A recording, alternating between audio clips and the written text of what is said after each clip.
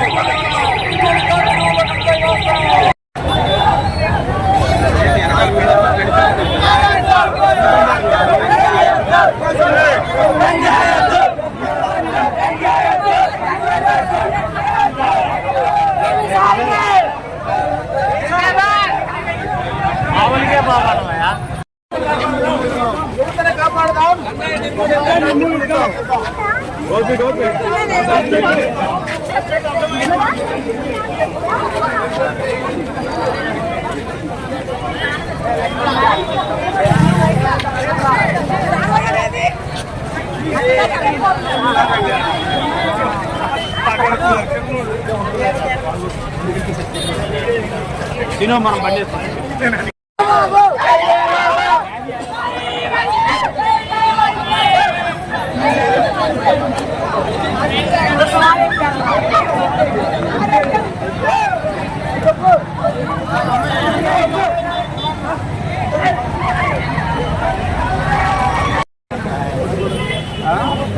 పదండి కొద్ది స్పీడ్ పదండి.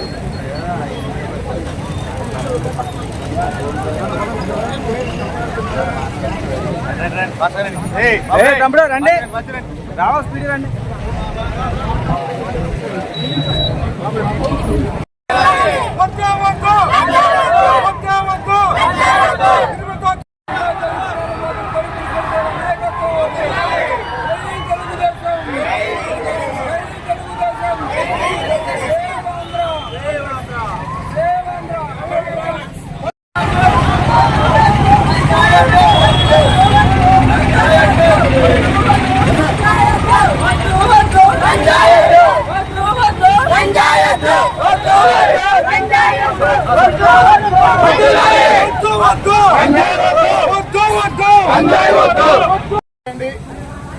మీకు అవకాశం దొరికినప్పుడు మీకు నచ్చిన ఆటలు, మీకు నచ్చిన ఎలాంటి ప్రమాదం లేని, కుటుంబానికి ఇబ్బంది లేని విధంగా మీరు ఎంజాయ్ చేయండి.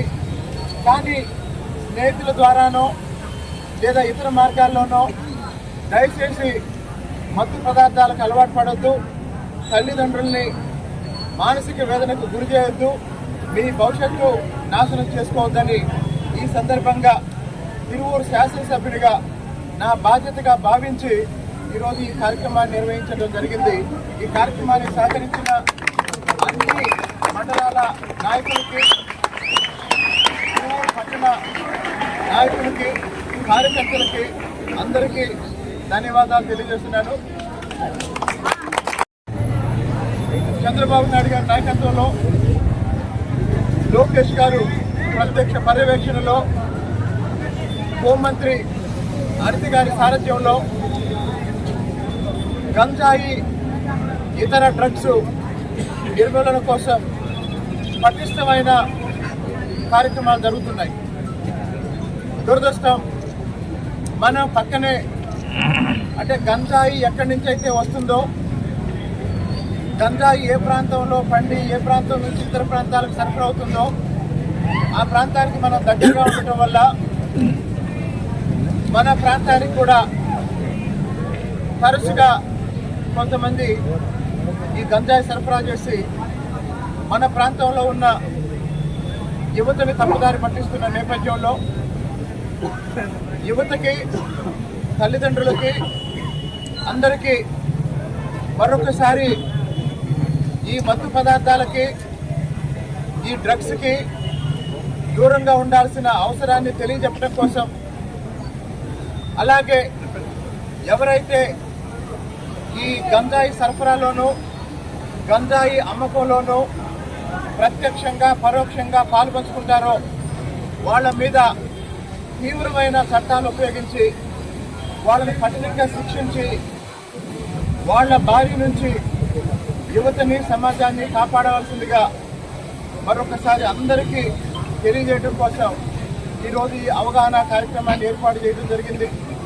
ఈ కార్యక్రమానికి పెద్ద సంఖ్యలో వచ్చిన యువత, ముఖ్యంగా విద్యార్థులు చదువుకున్నంతసేపు, చదువు పూర్తయ్యేంత వరకు వల్ల ఇప్పటికీ మన రాష్ట్రం అనేక ఇబ్బందులు పడుతుంది. గత ప్రభుత్వం నుంచి వారసత్వంగా వచ్చిన సమస్యల్లో ఒక ప్రధాన సమస్య డ్రగ్స్. జగన్మోహన్ రెడ్డి గారు 5 సంవత్సరాల పాలనలో ప్రతి వీధిలో, ప్రతి గ్రామంలో, మారుమూల ప్రాంతాల్లో కూడా డ్రగ్స్ అందుబాటులోకి వచ్చే విధంగా 5 ఏళ్ల క్రితం 5 సంవత్సరాలు పాలించిన జగన్మోహన్ రెడ్డి ప్రభుత్వం విచ్చలవిడిగా గంజాయిని ప్రోత్సహించింది. గంజాయిని ఒక ఆదాయ వనరుగా మార్చుకొని గత ప్రభుత్వంలో ఎంతో మంది, కోట్లాది మంది యువత భవిష్యత్తుని నాశనం చేసి వాళ్ళు డబ్బులు